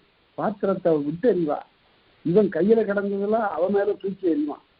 உடனே 2 பேருக்கும் இடையில சமரசமாக உண்டாக்குவதற்காக நண்பர்கள் வருவாங்க. அப்படி வர்றதுல ஒருத்தர் என்ன பண்ணுவான், நீங்க வாங்கம்மா அப்படின்னு தனியா கூப்பிட்டு, அவர் தான் சரி இல்லையே, நீங்க என் கூட வந்துருங்களாம்மா. உடனே என்னப்பா என்ன கேட்டானே, அவன் என்ன இப்படி கேட்டானே நான் துடிக்கும் போது கணவன் அங்கே சொல்லுவான், கேட்பாம்மா, கேட்கத்தான் செய்வான். நீ செய்வதெல்லாம் சரியா, நீ ஊரார் அறிய நமக்கு இடையில இருக்கக்கூடிய கருத்து வேறுபாடுகளை எல்லாம் பேசி பாத்திரத்தை அது தெரிஞ்சில்லை, அதான் இவன் கேட்டான் தெரியும். அது இவனுடைய ஏற்பாடு எப்படி, அவன் நண்பன்கிட்ட சொல்லி வச்சிருக்கிறான், அப்படி நீ போய் கேளு அந்த சமயத்துல, அப்பதான் அவள் சரியா வருவான்னு. அதனால இவ்வாறாக ரெண்டு பேருக்கு இடையில் இருக்கக்கூடிய அந்த உறவின் மாறுபாட்டை, பிணக்கை, கருத்தினுடைய வேதத்தை பிறர் பங்கிட்டுக் கொள்வதற்கு இடம் அளித்தல் இல்லை. All the problem solve within themselves. அதுதான் மிகவும் முக்கியம். மனைவி முன்னர் கையறு விளவி, மனைவிக்கு உறுதி உள்வழி உண்டு. இந்த வாயில்கள் சொல்லுகிற போது பக்குவமா சொல்லணும். அம்மா, நீ மனதை தேர்ச்சிக்கொள், உன் கணவன் கொஞ்ச நாளா சரியா இல்லை, ஒரு பரத்தை நாடி சென்றிருக்கிறான் என்று சொல்லக்கூடிய அதனை மனைவிக்கு உள்ளம் உறுதியாக இருக்கிறதான்னு பார்த்துவிட்டு இந்த செய்தியை தாங்குவதற்குரிய வலிமை அவளுக்கு இருக்கிறதா என்று பார்த்து கொண்டு சொல்லும். இல்லாட்டி ஹார்ட் அட்டாக் வந்து செத்து விடுவான். அதனால மனைவிக்கு உள்ள உறுதி இருக்கின்ற இடத்தில் தான் தலைவனுடைய கொடுமையை பற்றி கையறு கிளவியாக வருத்தத்திற்குரிய சொல்லாக சொல்ல வேண்டும் என்று இதை கூட இதான் சிறந்த உளவியல் புலப்படக்கூடிய நிலையை பார்க்கும். அடுத்து முன்னிலை புறமொழி எல்லா வாயிற்கும் பின்னிலை தோன்றும் என்மனார் புலவர். இந்த தலைவன் முன்னாடிதான் இருந்தாலும் கூட இந்த வாயில்கள் எல்லாம் பேசுகிற போது நேரா அவங்கிட்ட சொல்றது மாதிரி சொல்ல மாட்டாங்க. ஒன்று மரியாதை காரணம், மூன்று நாகரிகம் காரணம். அதனால தலைவன் நின்றுகிட்டே இருக்கும்போது என்ன முதல்ல எல்லாம் அப்படிதான் பழகுவாங்க, அந்தேம்பான் அழகேம்பான், கடைசியில் கொஞ்ச நாள் போக போக என்னையாது இன்னும் போயிடுவான், பழகி பழக பழக பாலும் பிடிக்கையா, அப்படித்தாங்க ஆயிட்டு உலகம்னு அவனிடம் சொல்லுவது போல வேற ஒருத்தர்கிட்ட பேசுவான். அது முன்னிலை புறமொழி. உங்கடன் வழிமொழிந்து இறக்குங்கால் முகனும், ஒரு பொருளை குடுன்னு கேட்கும்போது அவ்வளவு பணிந்து இரவல் வாங்கும்போது அவ்வளவு குறைந்து கேட்டு வாங்குவாங்க. அப்புறம் திருப்பி கொடுக்கும்போது கொண்டது கொடுக்குங்கால் முகனும் வேறாது. திருப்பி கொடுக்கிற போது ஒரு முகம் கேட்க வந்துட்டேங்க அப்படின்னு சொல்லி, இதுதான் உலக இயற்கை என்று தலைவனிடம் நேராக சொல்லாமல் மறைவாக முன்னிலை புறமொழி. இது கலித்தொகையில வருது.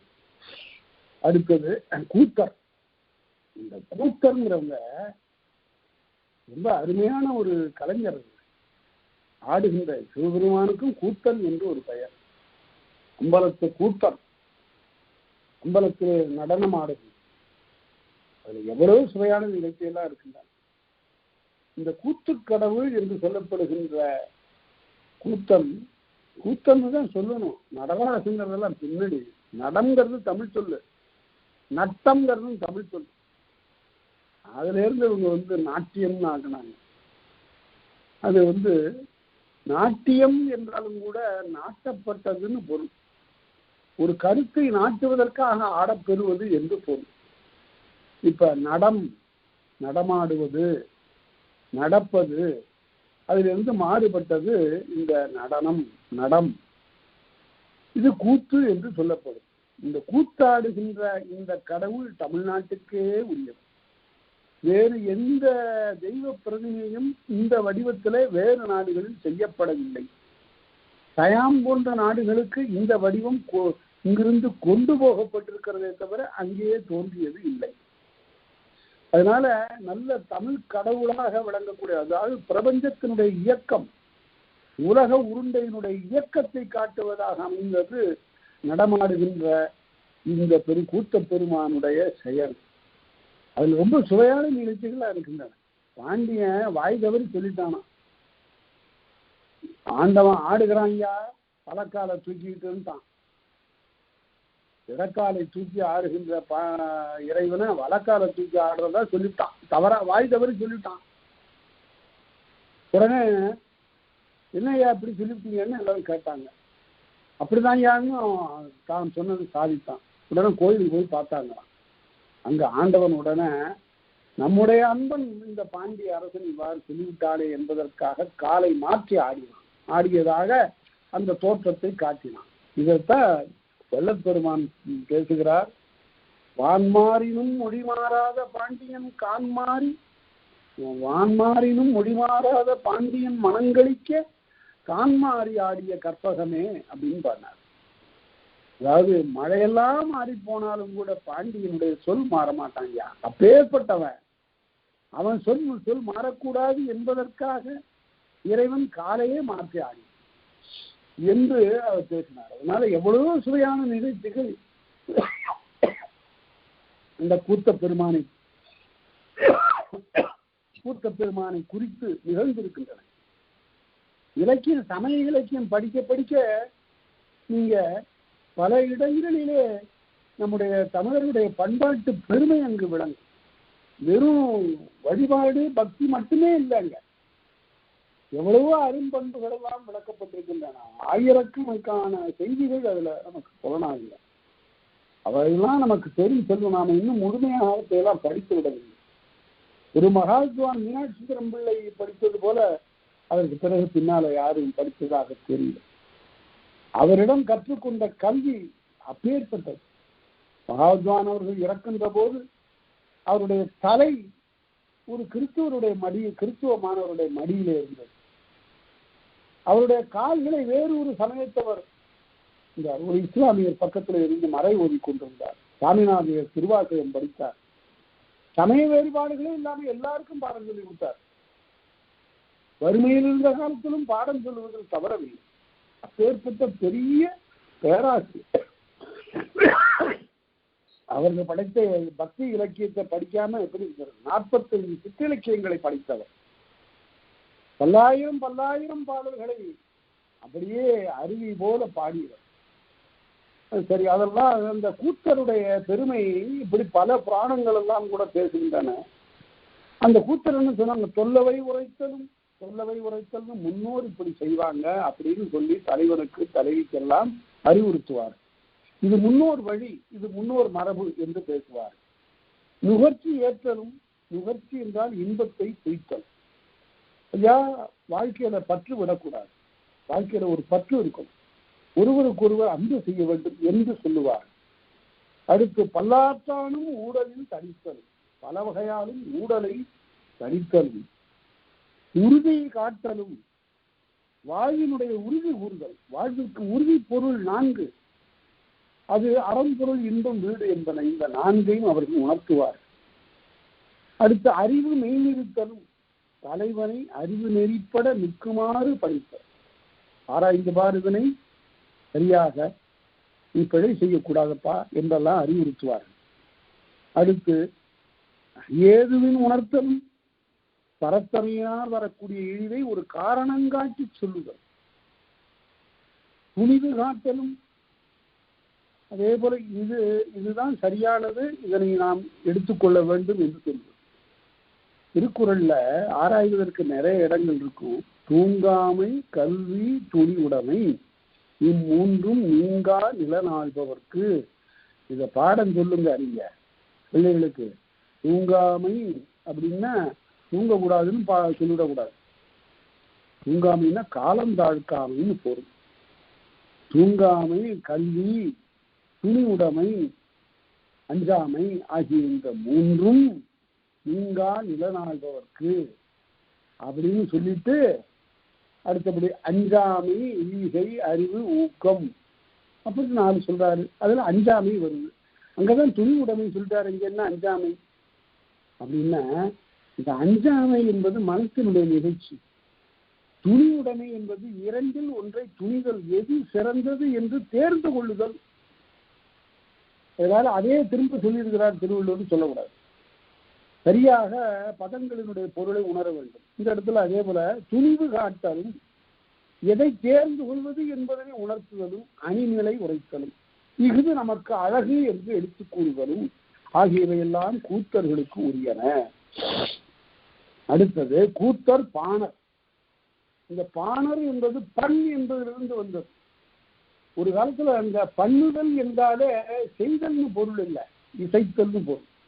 பண் பண்ணுதல், சீரியாய் செவ்வழி பண்ணி என்று சொல்லுவார். பண்ணினா இசைத்து என்று பொருள். யாழ் பண்ணினா யாழ் இசைத்து. அந்த சொல்ல இப்ப நாம சாதாரணமா கொண்டு வந்துட்டோம்.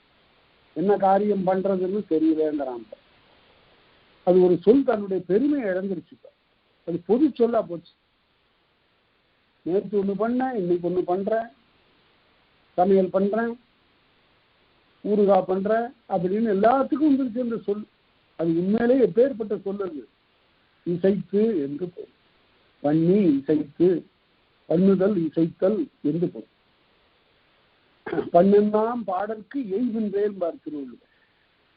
சரி, நிலம்பெயர்ந்து உரைத்தல், வரைநிலை உரைத்தல், கூத்தற்கும் பாணர்க்கும் யாத்தவை உரிய. இந்த ரெண்டு பேர்த்தையும் ஒரு பெரிய பொறுப்பு ஒப்படைக்கிறார் தொல்காப்பியர். நிலம்பெயர்ந்து உரைத்தல், போய் தலைவன் எங்கேயோ தூர தேசத்தில் இருக்கிறான், பொருள் ஈட்டுவதற்காக போயிருக்கிறான், அங்கேயே போவாங்க. பாணரும் கூத்தரும் போய் அவனை பார்த்து, என்னையா குடும்பத்தை விட்டுட்டு வந்திருக்க, இந்த படாத பாடுபடுறாங்க, உடனே புறத்து வா என்று இளம்பெயர்ந்து சொல்லுதலும், வரைநிலை உரைத்தலும், காலத்தை வரையறைப்படுத்தி கடமை செய் என்று சொல்லுதலும் கூத்தர்க்கும் பாணர்க்கும் யாத்தவை உரிய. கூத்தர்களுக்கும் பாணர்களுக்கும் உரியன ஆகும். அடுத்தது இளையோர். இளையோர்னா ஏவலர். முன்னே பார்த்திருக்கோம். இளையோர் என்றால் ஏவலருக்கு அகத்தணைகள் சொல்லியிருக்கிறார். ஏவல் மரபின் இளையோர் அப்படின்றார். திட்ட பணிகளை செய்வதற்குரிய இளையோர். புறநானூற்றுல பிசிராந்தையார் பாட்டுல யான் கண்டனையர் என் இளையன். இளையர்னா நான் சொல்றபடி என்னுடைய ஏவலர்கள் நடப்பாங்க. அந்த பாட்டை படிக்கிற போது எனக்கே ஒரு பெரிய மகிழ்ச்சி வரும். அந்த காலத்துல புலவனுக்கு வேலைக்காரங்க இருந்திருக்கிறான். அவன் வறுமையில இருந்தாங்கிறதெல்லாம் வேற. ஆனா அவனுக்கு பணி செய்வதற்கு எல்லாம் ஆட்கள்லாம் இருந்திருக்கிறாங்க. யான் கண்டனையர் என் இளையர். நான் நோக்கியபடி கருதியபடி என்னுடைய பணியர்கள், என்னுடைய வேலைக்காரர்கள் இருப்பார்கள்.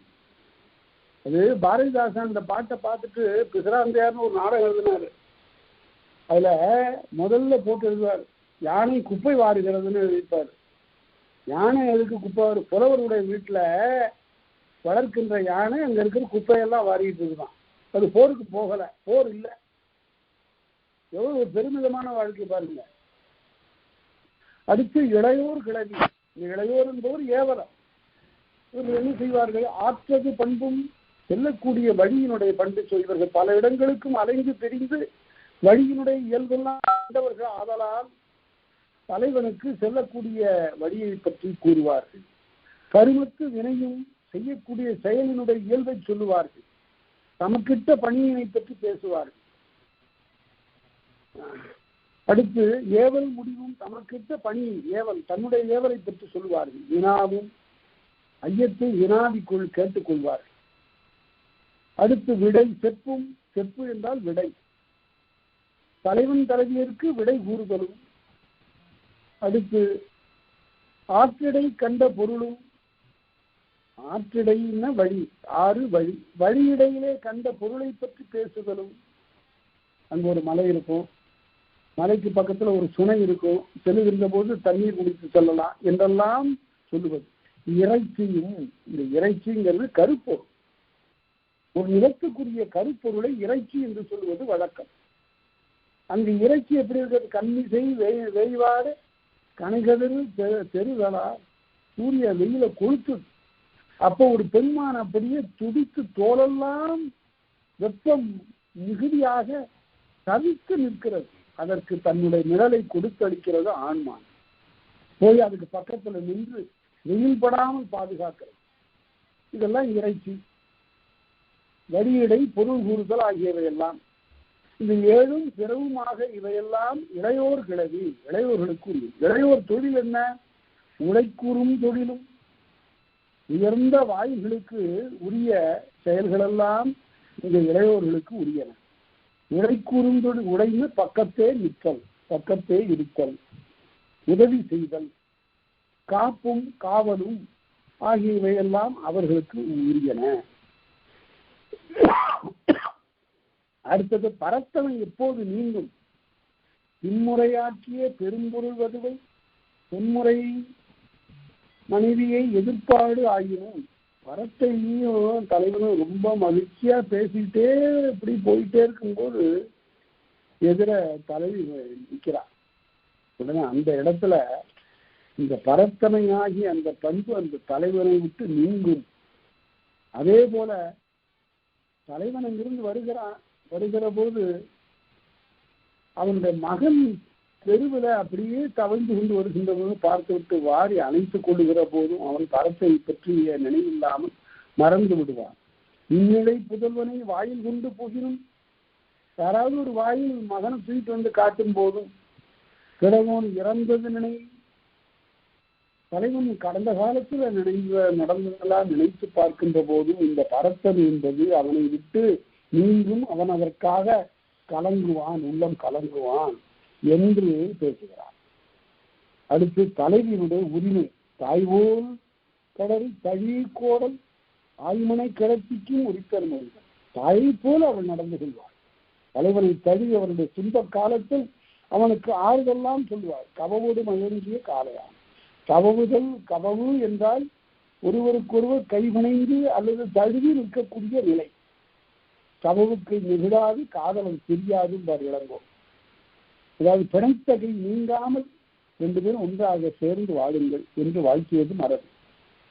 அந்த நிலையில் தலைவி அவ்வாறெல்லாம் சொல்லுவாள் என்று சொன்னார். அடுத்து தலைவியினுடைய பண்பை பற்றி சொல்லுகிற போது அவன் சோர்வு காக்கல் கடல் எனப்படுகிறான். சில சமயத்துல தலைவன் சோர்ந்து போயிடுவான். அப்போது அவள்தான் அவனுக்கு நெஞ்சு உரம் ஊட்டவில்லை. என்னப்ப குடிமொழி போச்சு. பொருள் என்றால் அது ஈட்டி விட முடியாதா நாம? அதுதான் சிலப்பதிகாரத்தில் நடக்கிறது. சிலம்புல கொள்கை கொன்னி அப்படின்னா அவன் சொன்னா அங்கிருந்து வந்து குளந்தருவான் பொருள் குந்தம் தொலைந்த இளம்பாடு நானுச்சர். வழி வழியாக நம்முடைய பரம்பரை தந்த செல்வத்தை எல்லாம் இழந்து விட்டு வந்து நான் நிற்கிறேனே, எனக்கு வெட்கமாக இருக்கிறதே என்று அவன் சொல்லுகின்ற போது அவன் சொன்னா சிலம்புல கொள்ளி இந்த சுருக்கமா சொல்ற. சிலம்பு எல்லாம் போச்சு, பரவாயில்ல, இது 2 சிலம்புகள் இருக்கின்றன, இவற்றை கொண்டு நாம் வாழலாம் என்று அவள் பேசுகிறாள். அதுதான் எவ்வாறு சோர்வு காத்தல் கடன் எனப்படுதலில் மகன் தாய் உயர்வும் தன் உயர்வும் ஆகும். அப்ப மாற்றாளுடைய மகனை கூட அவள் பாராட்டுவார். எதுக்காக? இதனுடைய உள்ளத்துல சோர்வை அகற்றுவதற்காக. செல்வன் பனிமொழி இயல்பு ஆகலாம், தலைவன் பணிந்த மொழியினை பின்பற்றலும் ஆகும் என்று சொன்னார். அடுத்து பாசறையில போருக்காக போகிற போது பாசறையில தலைவன் தங்கியிருப்பான். பாசறையில தங்கி இருக்கின்ற போது அங்கேயும் தலையை கூட்டிக் கொண்டு போவதில் இல்லை, அது மரபு இல்லை. பெண்ணெரும் பாசறை பெண்ணோடும் புணரா, பெண்ணோடு சேர்ந்து வாழ்தல் என்பது பாசறைக்கண் இல்லை. அடுத்து புறத்தோராங்கன் புணர்வது என்ற அங்க வேலை செய்வதற்கு சில பெண்கள் இருப்பாங்க. விளக்கேற்றுதல், அந்த பாசறையை கூட்டுதல், பெருக்குதல் ஆகிய பெண்களே இல்லாத இடம் இல்லது. இந்த மாதிரி ஏவல் மகளிர் அங்கு இருப்பார்கள் என்று சொன்னார். அடுத்து பார்ப்பார் கடமை. தொல்காப்பியத்திலாகட்டும் திருக்குறளிலாகட்டும் அல்லது சங்க இலக்கியத்திலாகட்டும் அந்தணர் பார்ப்பார் என்ற 2 சொற்களையும் வேறுபட கையாள்வதை பார்க்கலாம். அந்தணர் என்பது எல்லா பிரிவிலும் இருக்கக்கூடிய மக்கள் உயர்ந்த பண்புடையவர்களாக இருப்பதை அந்தணர் என்று சொல்லியிருக்கிறார்கள். பார்ப்பார் என்பது ஒரு சாதி பிரிவு. இந்த 2 இந்த பார்ப்பார் ஒரு வாயில். பார்ப்பார் காமநிலை உரைக்கலும். அதாவது உலகத்துல இந்த காதல் இருக்கிற இது எப்பேற்பட்டது தெரியுமா? உயிர் தவச்செறிந்து காமமோ பெரிதேன்னு சொன்னது போல ஒருவருடைய உள்ளத்துல நீங்காமல் அப்படியே நிலையாக நிற்பது என்று பார்ப்பார் எடுத்து சொல்லுவார். தேர்நிலை உரைத்தலும் தேர்ந்து கொள்ளுகின்ற அறத்தை எடுத்து சொல்லுதலும், கிழவோன் குறிப்பினை எடுத்து மொழிதலும், ஆபொருபட்ட நிமித்தம் குறிதலும். ஒரு பசு ஒன்று கத்துகிறது, உடனே குறிப்பு உண்டு என்று சொல்லி சோழிட கனி குறிப்பை அவன் நல்குகிறான். சிலப்பதிகாரத்துல அங்கிருந்து காளை வருகிறது கோவலன் போகிற போது, அது ஒரு தீய சகுனம் என்பது ஆயர்களுக்கு தெரியும், ஆனால் இவனுக்கு தெரியல. இது மாதிரி இந்த நிமித்தங்களை எல்லாம் பார்ப்பார் எடுத்து சொல்லுவார்கள். செலவுறு கிளவியும் தலைவன் செல்லக்கூடிய இடத்தை பற்றி பேசுதலும், செலவு அழுங்கு கிளவியும் செலவை தவிர்க்க வேண்டும் என்று. இப்ப தலைவிக்கு உடம்பு சரியா இல்ல, நீ பாட்டுக்கு வெளியூருக்கு புறப்படாத, கொஞ்சம் பொறுத்திருந்து ஒரு 10 நாள் கழிச்சு போகலாம், அவளுக்கு வேண்டிய ஆறுதல் மொழிகளையெல்லாம் சொல்லி அகலாம் என்று சொல்லி செலவை அப்போதைக்கு தவிர்த்தல், அது செலவு அழுங்குதல் ஆகியவையெல்லாம். அடுத்து எல்லா வாயிலும் இருவர் தேற்றும் துல்லிய மகிழ்ச்சி பொருளை என்ப. அதாவது வாயில்கள் எல்லாரும் தலைவன் தலைவி ஆகிய 2 பேரிடத்தும் பேசும்போது மகிழ்ச்சியே பொருளாக இருக்கிறது. அது துன்பம் தருவதாக அமைந்துவிடக் கூடாது என்பதனை இங்கே உணர்த்துகிறார். அடுத்து அப்ப கடிமொழியே சொல்லக்கூடாதா? சொல்லலாம். எப்ப? அன்பு தலை பிரிந்த கிளை, அன்பு இல்லாத அந்த கடும் சொற்களை சிறைப்புறம் குறித்தென்று எம்மனார் புலவர். முன்னிலையாக சொல்ல மாட்டாங்க. அப்படி அங்க வந்து நிக்கிறான், கதவுக்கு அந்தாண்ட, வேலிக்கு அந்தாண்ட நிக்கிறான். அப்ப இங்க ஒரு வாயில பாடனோ அல்லது பாங்கனோ அல்லது தோழியோ என்ன சொல்லுவாங்க, என்ன தலைவியை பார்த்து என்ன பண்றது, அவர் இப்படியெல்லாம் செய்யவே கூடாது, செய்திருக்க கூடாது, யார் அவர்கிட்ட சொல்றது, நாமெல்லாம் அதெல்லாம் சொல்ல முடியாது அப்படின்னு சொல்றது சிறைப்புறமாக நிற்கக்கூடிய அவனுடைய காதலை விடுமாறு சொல்லுவது. அவ்வாறு சொல்லுவது முன்னிலை புறமொழியாகத்தான் கடுமொழி சொல்லப்படுமே தவிர நேராக சொல்லப்படுவது இல்லை. தற்புகழ் கிளவி கிழவன் முற்களத்தில் எத்திரத்தானும் கிளத்திக்கில்லை. இந்த தலைவி தன்னை புகழ்ந்து கொள்ளுதல் என்பது தலைவனுக்கு முன்னால நிகழக்கூடாது. முற்பட வகுத்த 2 அலங்கடை, 2 இடத்துல மட்டும் அவர் தன்னை புகழ்ந்து கொள்ளலாம். எந்த இடத்துலன்னா, பரத்தையரிடமிருந்து தலைவன் பிரிந்து வருகின்ற போதும் அவன் தெளிவில்லாமல் மயங்குகிற காலத்திலும் இந்த 2 இடத்திலும் அவனுக்கு அறிவுறுத்தக்கூடிய வகையில் தன்னை புகழ்ந்து கொள்ளக்கூடும் தலைவி. அந்த 2 இடங்கள் எப்படி தெரியுது? அகத்திணைகள்ல 41வது நூற்பாவிலே சொல்லியிருக்காரு, இந்த 2 இடங்களில் தன்னை புகழ்ந்து கொள்ளலாம் என்று. அடுத்து கிழவி முன்னர் தற்புகழ் கிழவி கிழவோன் வினைவையும் உரிய என்ப. சரி, அவன் புகழ்ந்து கொள்ளலாம்னா அவன் வினையை முடித்த அந்த செம்மையான நிலையில பாத்தியா, இந்த வேலையை நான் முடிச்ச, இவ்வளவு பெரிய மரத்தை வெட்டி சாய்ச்சிருக்கேன் பாரு, இவ்வளவு பெரிய போர்க்களத்துல எல்லாரும் அஞ்சுகின்ற காலத்துல நான் அஞ்சாமல் நின்று அந்த வேருக்கு கண்ணிமையாமல் நின்று வென்று வந்தோம் பாரு, அப்போது சொல்லிக் கொள்ளலாம். வினை முடித்த பின்பு அவன் பேசலாம். அடுத்து மொழி எதிர்மொழிதல் பாங்கற்கு உரித்து. தலைவன் சொல்வதற்கு எதிர்த்து சொல்லுவது பாங்கனுக்கு உரிமை, தோழனுக்கு உரிமை. எழுத பிறார் ஏமுறு நண்ப புலவர் தோழ கேளா எப்பைன்னு புரிந்தவர். அவன் எதோ கடுமையா அந்த பாங்கன் சொல்லிட்டான், என்ன பெரிய காதல் கொண்டுட்ட நீ அப்படின்னு சொல்லுகிற போது, என்னப்பா என் நண்பனே நான் என்ன பண்றேன்னு சொல்லு, ஒரு யானைய வந்து பள்ளத்துல வீழ்த்தி அதனை பிடித்து விட்டது போல என்னை அவருடைய அழகான நெற்றி என்னை பிடித்து விட்டது என்றெல்லாம் பேசுகிறான். அது மாதிரி கடுமையான சொற்களை எதிர்த்து பேசக்கூடிய ஒரு உரிமை பாங்கனுக்கு உண்டு. குறித்து எதிர்மொழிதல், ஆனா அது வந்து அசிய தோன்றும்னு அடுத்த அசிய தோன்றும் எப்பயாவது தான் அப்படி பேசலாம். அடிக்கடி தலைவனை எதிர்த்து பேசுதல் என்பது பாங்கனுக்கு உரிமை இல்லை. நான் எப்படி சொல்லுவோம், புறநானூற்றை சொல்ல புலவர்கள் கோவூர்கிறார் சொல்லுவார், கேட்டனையாயின் வேட்டனை செய்யும், எதுவும் சொல்றது சொல்லிட்டேன், கேட்கறது கேட்டுக்கப்பா, அப்படிதான் சொல்லலாம். அடுத்து துன்புறு பொழுதிலும் எல்லாம் கிழவன் வன்புறுத்தல்லது சேரல் இல்லை. அதாவது பிரிந்த காலத்துல போயிட்டு வரம்பா, பார்த்துக்க வீட்டை பார்த்துக்க அப்படின்னு சொல்லிட்டு போறது இல்லை. அதாவது வற்புறுத்தித்தான் பிரிவான்.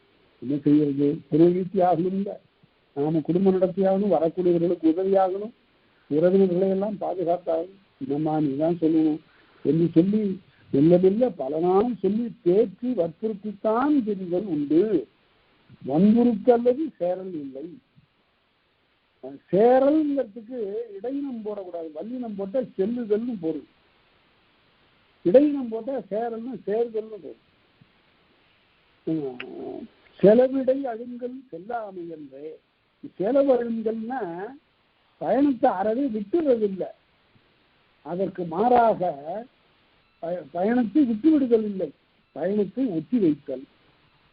சரி, இப்ப அவளுக்கு உடல்நிலை சரியில்லை, மனநிலை சரியில்லை, அடுத்த வாரம் போகும் என்று சொல்லி செலவிடை அடுங்கல் செல்லாமை என்றே வன்முறை குறித்தல் தவிர்த்தியாகும்.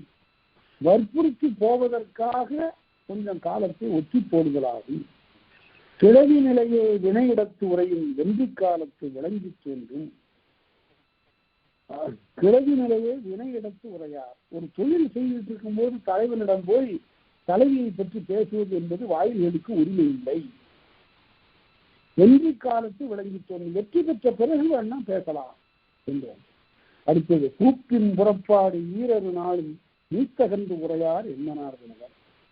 பூப்புற்ற காலத்துல 12 நாட்கள் தலைவன் தலைவியோடு உடனிருக்க வேண்டும் என்பது உடற்கூற்று விதி. அதன்படி அப்போது அவன் பிரிதல் இல்லை. அடுத்து ஒவ்வொரு பிரிவுக்கும் உரிய காலத்தை வரையறுக்காதுங்க. வேண்டிய கல்வி ஆண்டு 3 இரவாது. ஒரு 3 ஆண்டுகள் தான் கல்வி. இந்த 3 ஆண்டுகள் அவன் நிரம்ப கல்வி பயின்று வர வேண்டும். அடுத்து வேந்தொரு தொழிலே ஆண்டினதாகவே வேந்தனுக்காக போகின்ற வினைக்கு 1 ஆண்டு காலம். ஏனைய பிரிவும் 1 ஆண்டு தான். மற்ற பிரிவு தூது பொருள் காரணமாக பிரிவதும் 1 ஆண்டு தான். இதெல்லாம் எவ்வளவு தெளிவாக வரையறுத்திருக்கிறார் என்பதை நாம் பார்க்கிறோம். அடுத்து யாரும் குழலும் சாவும் மாடி பதிகந்து நுகர்தலும் உரிய என்பார். கணவனும் மனைவியுமாக போய் வெவ்வேறு குற்றாலத்துக்கு போய் நீராடி வருதல், பிருந்தாவனத்துல போய் அருவி பார்த்து மகிழ்தல், சோலை பார்த்து மகிழ்தல், இப்படிப்பட்ட நிகழ்ச்சிகள் எல்லாம் அவர்களுக்கு உரியன. கடைசியா காமம் சார்ந்த கடைக்கோட்காலை அன்போடு இல்லறமாக இருந்து இனிது வாழ்ந்தார்கள். வாழ வேண்டிய காலமெல்லாம் வாழ்ந்தார்கள். பிறகு ஏமம் சார்ந்த மக்களோடு துவங்கி தம்மை பாதுகாக்கக்கூடிய மக்களோடு சேர்ந்து அறம்புரி சுற்றமோடு சுற்றத்தாரோடும் சேர்ந்து கிழவனும் கிளர்ச்சியும் சிறந்தது பயிற்றல். அது என்ன சிறந்தது பயிற்றல்? சிறந்ததுன்னா அறம். அறத்தை செய்தல், ஊருக்காகவும் உலகிற்காகவும் உழைக்கின்ற அந்த அறத்தை செய்தல் அந்த தலைமக்களுடைய கடனாகும் என்று சொன்னார். அடுத்து வாயில்கள்னா யார்? இதுவரையில வாயில்களை பற்றி சொல்லிட்டே வந்திருக்காரு. இங்க தொகுத்து சொல்றாரு. வாயில்கள் என்பார் யார் என்றால் தோழி, தாயே, பார்ப்பான், பாங்கன், பாணன், பாட்டி, இளையர், விருந்தினர், கூத்தர், விரலியர், அறிவர், கண்டோர். அறிவர் கண்டோர் யாத்த சரத்தின் வாயில்கள் என்பார். அதனால தோழி தோழி ஒரு வாயிலாக இருப்பாள். அடுத்து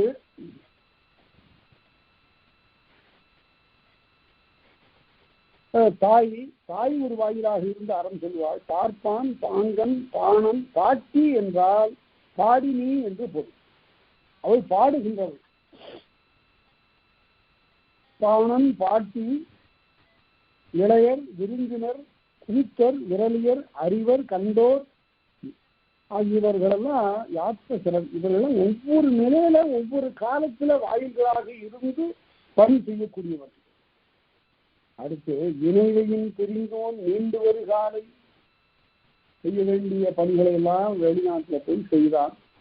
பொருள் ஈட்டினான், அல்லது போருக்காக சென்றான், அல்லது வேந்தனுடைய உறுதிகளுக்காக போனான்.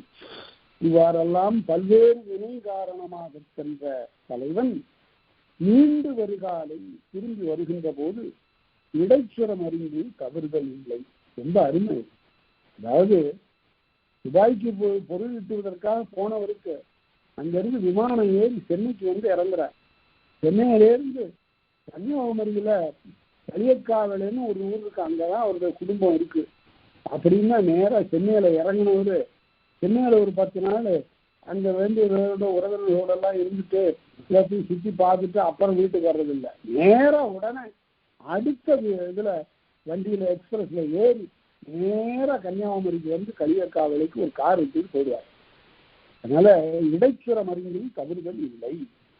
இடையில இனி அதை தேங்கி நிற்றல் என்பதில்லை. ஏனென்றால் பிரிவு என்பது மிக கொடியது.